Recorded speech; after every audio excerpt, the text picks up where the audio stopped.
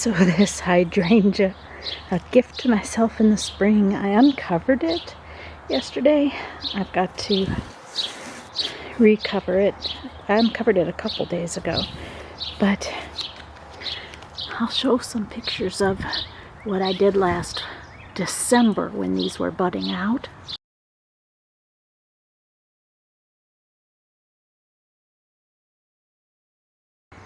This thing has never bloomed, so I've been protecting it and watching it really well. But in the center is brand new growth, and because it was so well packed in there, it isn't very green. Apparently this hydrangea is the wrong kind for this area, so I have to really protect it, and it's supposed to get super low tonight again. So I've got to put the leaves on it, and I've got a cloth and then a plastic bucket to go over that. It's a small bloom, but my hydrangea's got a bloom. I'm excited. And the other one's still green, and there's another one on the other side. It's never bloomed before. My small hydrangea is blooming, has 3 buds, and that was a lot of work. 1, 2, 3. So we're going to go ahead and talk about it. I have always imagined hydrangeas as really large plants with big balls of flowers on them. That's not what I've got. I've got a nice little small plant. So last year in December, when these were budding out, and I took a lot of effort all winter long to cover it. You can look on the website. I've got photos of that. It's funny. Maybe I'll insert the photo here.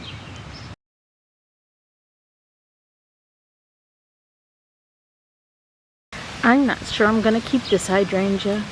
I may get one of the others now that I've studied about them. And you can go to my website. I live in Missouri, so it's different for different states, obviously.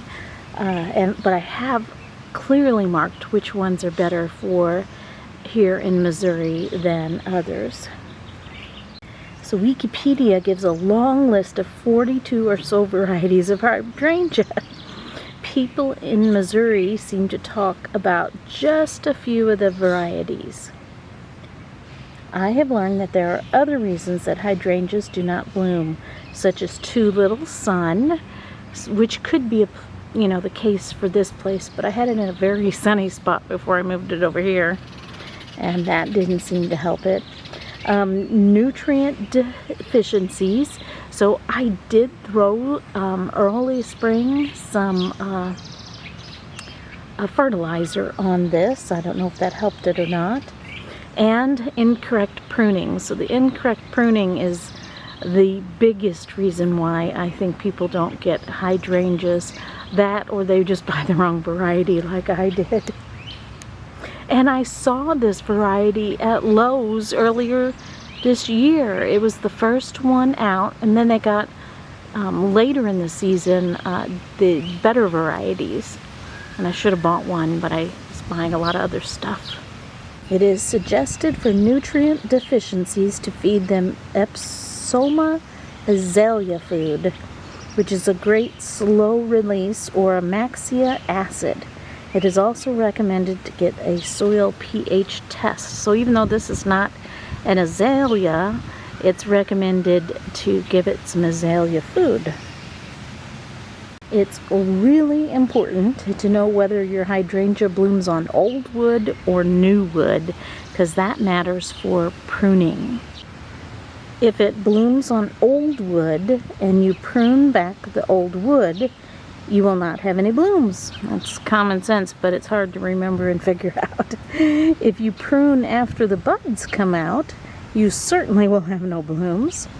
And these need to be pruned directly after flowering in the summer, but not in the autumn or the winter. So when I say these, I mean the hydrangeas that bloom on old wood need to be pruned right after they bloom, in the summer, but don't prune them in the autumn.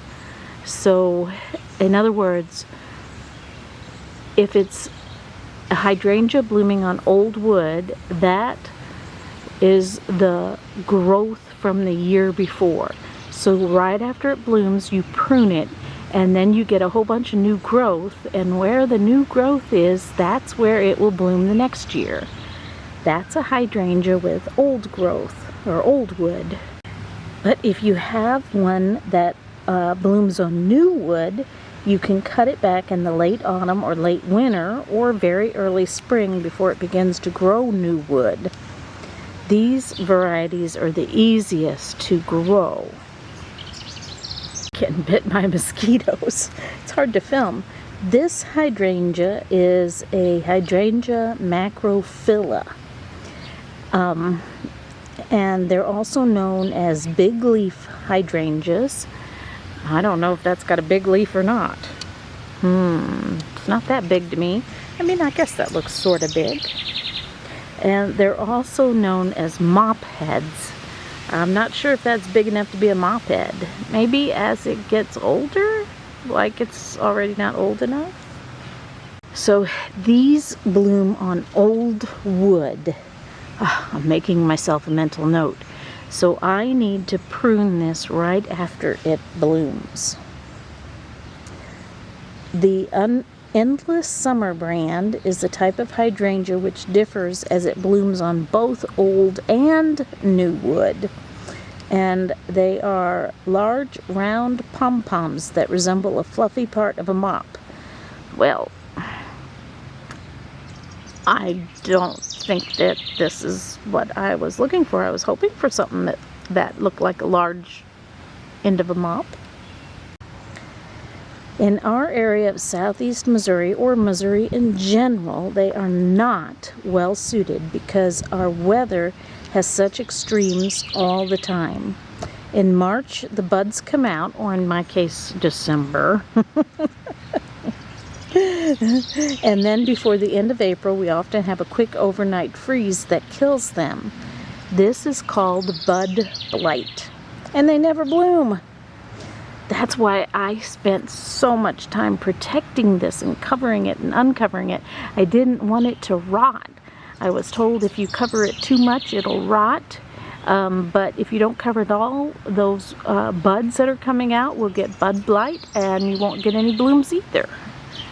So I spent all winter and spring covering it and uncovering it. It was a lot of work. It's not well suited for our area.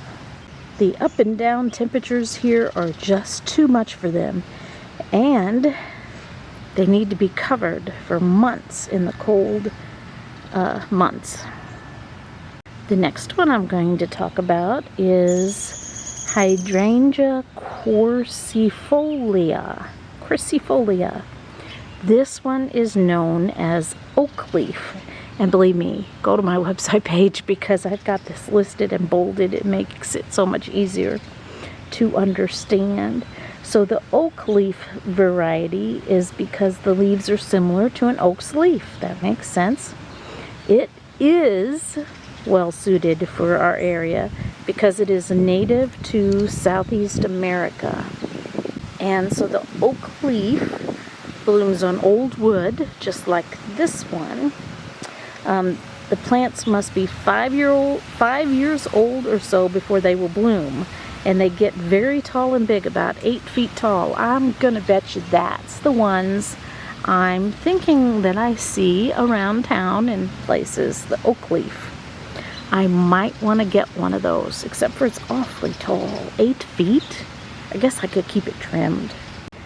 Another variety is Hydrangea petiolaris. Petiolaris. If I say it enough, I'll get it. So this one is known as the climbing variety, and they bloom on old wood, and they're not suited for our area here in Missouri, even though they are hardy to zone 4. Then there's another one called Hydrangea serrata. which is known as mountain hydrangea, and they also bloom on old wood, so should rarely be pruned unless cutting out dead wood. These are different as they have lace cap shaped flowers. I should probably Google that to see how they look different. It forms a deciduous shrub or brush, and accustomed to growing in the mountains, they are able to tolerate colder temperatures, but still they are not well suited for this area. My little puppy dog's going out in the yard. At least she's entertaining. So this variety is smaller and more compact, being 2 to 4 feet tall.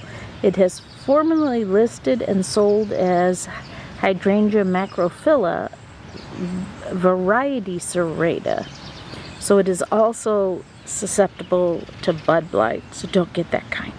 So far in what I've reviewed, the oak leaf is the only one well suited, but I think we're coming on some more. The next one is the Hydrangea paniculata.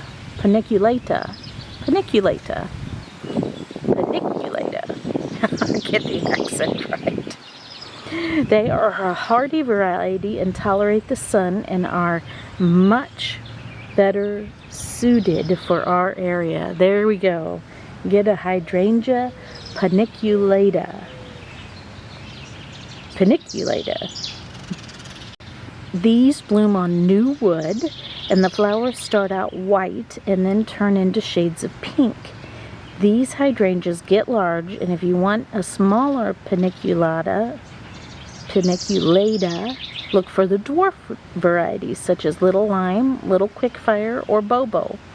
The plants must be 2 years old or older before they will bloom, and these are well suited for us here in Missouri. So that is the one I think I really want to get. And I saw them at Lowe's, but they were out much later than the other ones. So if they bloom on new wood, that would mean that I could even cut them back the same time I'm out here in January cutting back my roses and put them part of that routine. Then they would grow new wood when it started warming up in the spring after all the cold temperatures, and they wouldn't bud till later in the season, so they wouldn't get bud blight. Oh, I think I really need one of those. There's another hydrangea called arborescens. It's known as the smooth variety or the Annabelle variety, or sometimes the wild variety. And these also bloom on new wood, and it can be pruned all the way to the ground, but it's best to leave some stems, otherwise it will get weak stems. This variety can be planted as hedges, and they are well suited for Missouri. So the 3 well suited for Missouri are the oak leaf, which I forgot the name for that. The scientific name was quercifolia. Starts with a Q. The paniculata, which is the ones I think I need to get, or the arborescens, which is also known as the Annabelle. As I said, please go to my website and look if you are here in Missouri, because I've got it all bolded. I've got the scientific name with the common name with the other common name. Like the arborescens is the smooth variety, a common name, but it's also the Annabelle, or the one with the oak leaf. You know, they have common names, and I have them all together. Yeah, I think I'm going to get a different one. I may leave this one, see if I can't make it easier. Or I may move it and put the paniculata one here as soon as I buy one. Isn't that fun? It's getting ready to bud out. I do like it. I just don't like the work.